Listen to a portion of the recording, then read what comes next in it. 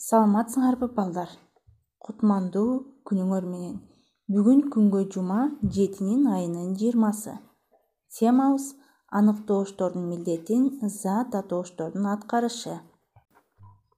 Аныктооштун милдетин илик жөндөмөдө турган жана кимдин, эмненин деген суроолорго жооп берген зат атооштор аткарат. Теперь на русском языке. Определения выражаются именами существительными в родительном падеже, отвечающими на вопросы кого, чего. Мисалы, жаздын келишин күтүп жүрөм. Эмненин? Жаздын. Кече жазуучунун чыгармачылыгына арналды. Кимдин? Жазуучунун. Бул сүйлөмдөрдө жаздын жана жазуучунун деген сөздөр аныктооштук милдетти аткарат. Теперь на русском языке. Жду наступления весны. Вечер был посвящен творчеству писателя.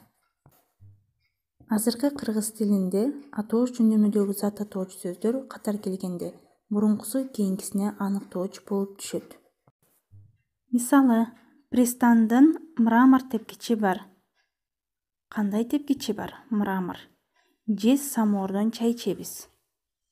Кандай самоордон чай ичебиз? Жез самоордон чай ичебиз. Теперь на русском языке, ребята. В современном кыргызском языке в случае следования подряд двух имен существительных в именительном падеже предыдущее вступает определением к последующему. Например, пристань имеет мраморную лестницу. Мы пили чай из медного самовара.